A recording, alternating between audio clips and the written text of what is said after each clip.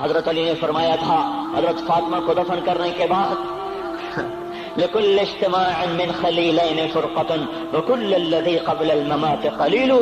آج فاطمہ کو دفن کرنے کے بعد مجھ پر یہ بات کھل گئی ہے، کوئی کسی کا ساتھ نہیں دے سکتا، کوئی سدا سلامت نہیں رہ سکتے. ایسی حسین جوڑی بھی آج بکھر گئی. ایسا حسین جوڑا کوئی دنیا میں کہاں سے لائے گا؟ ایسا جمال کوئی کہاں سے لائے گا؟ ایسی جوڑی کوئی کہاں سے لائے گا؟ علی و فاطمہ کی جوڑی کوئی دکھائے تو صحیح، کوئی نبیوں کے بعد کوئی ایسی جوڑی بنی ہو. لیکن آج یہ جوڑی ٹوٹ گئی. 24 سال کی عمر میں فاطمہ جدائی دے گئی، 24 برس کی عمر میں جدائی دے کے جا رہی. ہاں لیکن بھائی ان کا تو مرنا بھی زندگی تھا. پانی کے لیے اپنے خادمہ سے فرمایا میرے غسل کا پانی رکھو. خادمہ نے پانی رکھا، خود غسل فرمایا، پھر اس کے بعد چارپائی کو درمیان میں رکھوایا اور کپڑے پہنے اور فرمایا.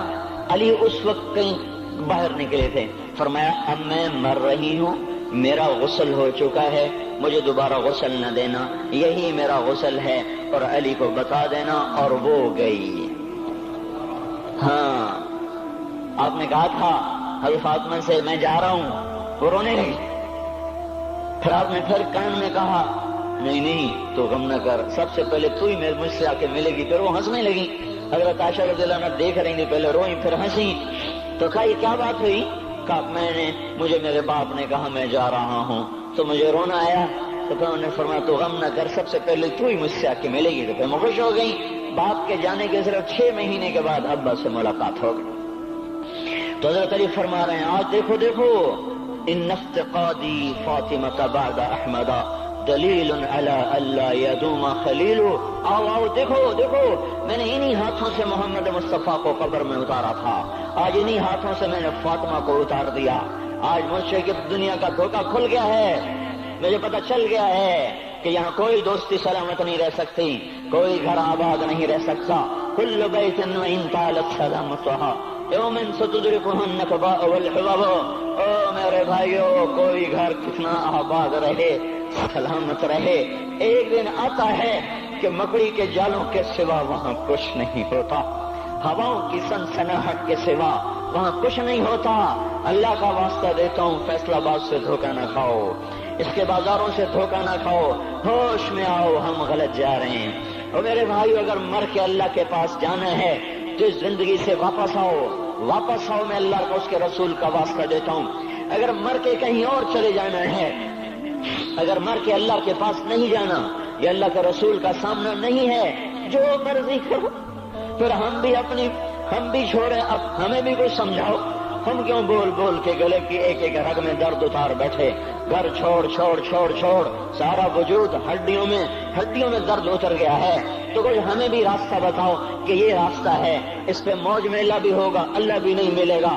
آؤ ہم سب پھر ہم بھی مل کر تمہارا ساتھ دیں.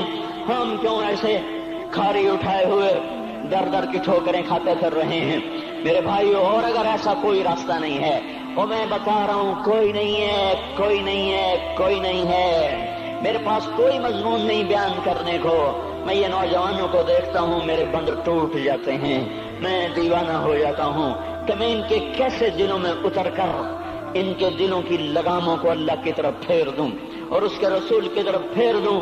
یہ جب گانے بجانے میں ڈوبتے ہیں، جب یہ رقص گاہوں کو چلتے ہیں، جب یہ تاجر غلط تولتے ہیں، اور جب یہ بینک سے قرضے لے کر لمبے لمبے نظام بناتے ہیں، پرائز بانڈ خرید کر دعائیں مانگتے ہیں اللہ میرا بانڈ نکل آئے.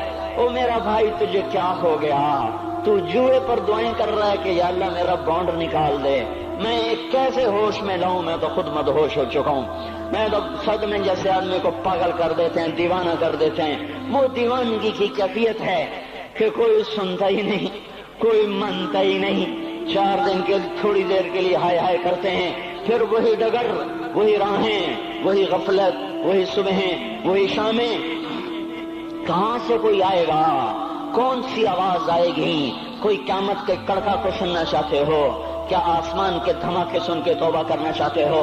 क्या आसमान की बिजलियों को कौंधता देखकर फिर तौबा करोगे, या जमीन के कलेजे को फटता देखकर फिर तौबा करोगे, या समंदर की बिफरी मौजों को चढ़ता देखकर फिर तौबा करोगे, या हवाओं के झक्कड़ बगोलों को देखकर फिर तौबा करोगे?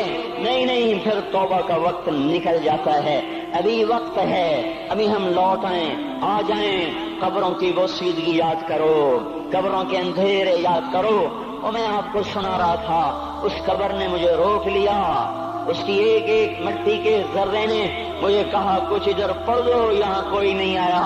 हाँ, कोई नहीं आया करता, कोई नहीं आया करता। यहाँ अली फातिमा जुदा हो गए, बाकी कौन हमेशा रह सकता है? और जब जुदाइयां होती हैं फिर क्या होता है? कअल्लम तकुन बैनी व बैनका खुल्लतुन वला हुस्न वुद्दिन मर्रतन फित तबादुली। फिर ऐसा होता है जब जुदाइयां हो जाती हैं, फिर यूं होता है कि जैसे कभी कोई आया ही ना था, कोई मिल बैठा ही ना था, कोई मां न थी, कोई बाप न था, कोई भाई न था, कोई संगी न था, कोई साथी न था।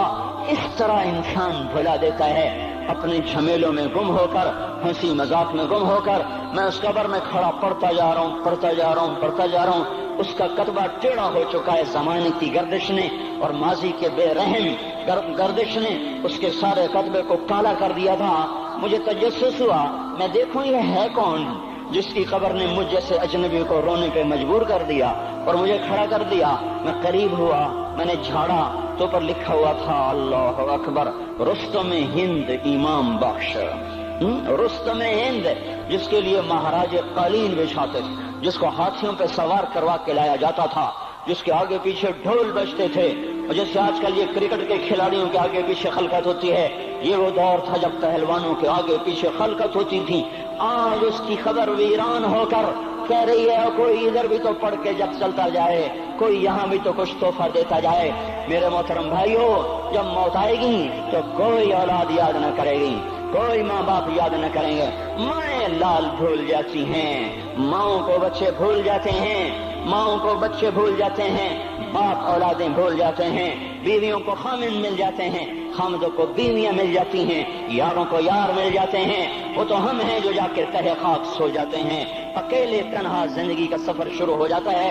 अली बिन अबी तालिब जैसा शाह सवार, अल्लाह ताला का मुकर्रम महबूब इंसान, जिसको अल्लाह के नबी ने कहा, अली तुझे बशारत हो, जन्नत में तेरा घर मेरे घर के सामने होगा। इतनी बड़ी बशारत, अली तुझे मुबारक हो, जन्नत में तेरा घर मेरे घर के सामने होगा। इतनी बड़ी बशारत का लेने वाला, रोजाना की रात की फरियाद, मुझे तो पता नहीं कि मेरा ये बयान कबूल है कि मरदूद है। आपको पता नहीं आपकी आमद कबूल है कि मरदूद है। आज 25 रोजे रखते हुए हो गए, कुछ पता नहीं, अल्लाह ताला कबूल करेगा या रद्द कर देगा। बड़ी जात है, आज तक जिंदगी में कोई एक अमल भी नजर नहीं आता जिस पर हम दावा कर सकें ये काम तो मेरा अल्लाह को बड़ा पसंद आएगा और मेरी बख्शिश का सामान हो जाएगा। हम फकीर लोग हैं मेरे भाइयों, हमारी माइशत इतनी खराब नहीं हुई जितना हमारा ईमान खराब हो गया है।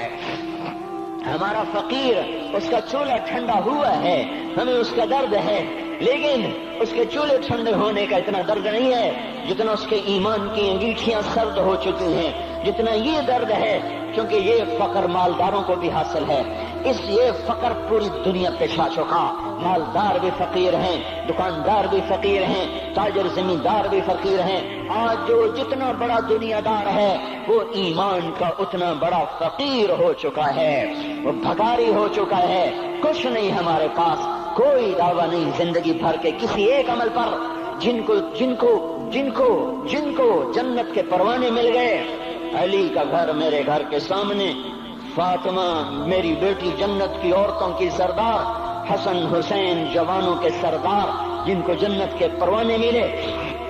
हजरत अली रात को उठ के रो रहे हैं, आहिन आह मिन किल्लत ज़ात व बु'द सफर व वहशत तरीक। ए मेरे मौला मुझे माफ करना, मेरे पास अमल कोई नहीं है। ए मौला मुझे माफ कर दे, मेरा अमल थोड़ा है। और मैंने अभी क्या कहा है, मैंने अभी क्या बताया आपको कि अली का घर नबी के घर के सामने है। तो कुछ तो सोचो, कभी थोड़े अमल वाला भी दो जहान के सरदार के घर के सामने घर बना सकता है? کبھی تھوڑے عمل والا اتنے مرتبے پہ جا سکتا ہے؟ وہ کیا کہہ رہے ہیں؟ یا اللہ میرا عمل تھوڑا ہے تو میرے پاس کیا ہے جس کا میں دعویٰ کروں؟ یا اللہ میرا عمل تھوڑا ہے، یا اللہ مجھے تنہا جانا ہے، یا اللہ راستہ بڑا خطرناک ہے، یا اللہ عمل کا توشہ تھوڑا ہے، اے میرے مولا مجھے معاف کر دے، مجھے معاف کر دے۔ یہ وہ ہیں جو معاف ہو چکے ہیں، جن کی بخشش ہو چکی ہے، اور مجھے تو پتہ نہیں ہے کس حال میں جانا